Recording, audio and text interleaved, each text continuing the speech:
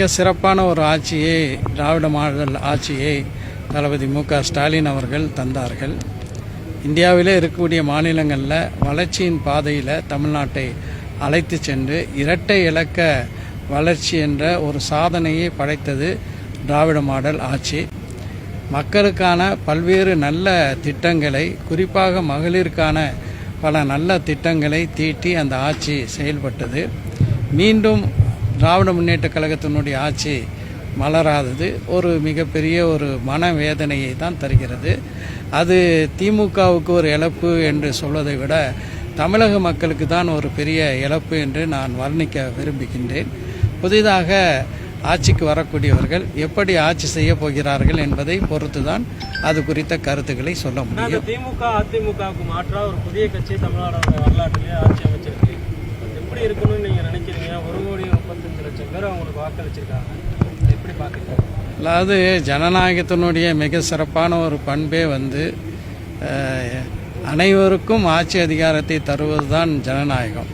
அதில் பெரிய கட்சி, சின்ன கட்சி, நீண்ட நாள் அரசியலில் இருக்கவங்க, கொஞ்ச நாள் அரசியலில் இருக்கவங்க என்ற பாகுபாடுகள்லாம் ஜனநாயகத்துக்கு தெரியாது. அந்த அடிப்படையிலான ஒரு தீர்ப்பை தான் தந்திருக்கிறார்கள். இந்த தீர்ப்பை கருத்தில் எடுத்துக்கொண்டு தமிழ்நாட்டினுடைய பாரம்பரியத்தை, குறிப்பாக தமிழ்நாடு தன்னுடைய உரிமைகளுக்காக எப்போதும் தலை நிமிர்ந்து நிற்கின்றது. ஒன்றிய பாஜக அரசாங்கம் நம்முடைய தமிழ் மக்களுடைய உரிமைகளை பறிக்குவதற்காக பல்வேறு சதிகளை, உதாரணமாக பொது NEP என்று சொல்லக்கூடிய புதிய கல்விக் கொள்கையின் மூலமாக பாரம்பரியமாக நாம் பின்பற்றி வந்த கல்வி முறையிலெல்லாம் மாற்றம் கொண்டு வருவதற்கு ஒன்றிய பாஜக அரசு முயலுகிறது.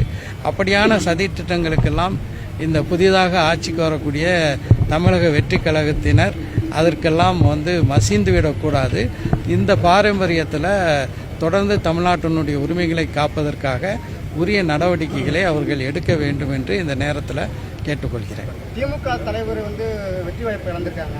ஒரு கூடு, அது எப்படி பார்க்குறீங்க? மக்களுடைய மனநிலை அது மிகப்பெரிய ஒரு பேர் இழப்பு தமிழ்நாட்டு மக்களுக்கு. கொளத்தூர் தொகுதிக்கு எனக்கு நன்றாகவே தெரியும். ஒரு முதலமைச்சர் என்ற அடிப்படையில் தமிழ்நாட்டை ஆண்ட வேறு எந்த முதலமைச்சரும் பார்க்க முடியாத அளவுக்கு தன்னுடைய கொளத்தூர் தொகுதிக்கு அடிக்கடி வருகை தந்து அங்கு பல்வேறு சிறப்பான நல்ல திட்டங்களை தீட்டி அங்கு இருக்கக்கூடிய மக்கள் ஏதாவது ஒரு புகார் கொடுத்தாலும் அதை உடனடியாக தீர்க்கக்கூடிய வகையில் திராவிட முன்னேற்ற கழகத்தினுடைய தலைவர் தளபதி ஸ்டாலின் அவர்கள் செயல்பட்டார்கள். அந்த வகையில் கொளத்தூர் தொகுதியில் தளபதி ஸ்டாலின் அவர்கள் வெற்றி வாய்ப்பை இழந்தது அந்த தொகுதி மக்கள் அவருடைய சேவையை, அவருடைய சேவைக்கு கொடுத்து வைக்காதவர்களாக ஆகிவிட்டார்கள்.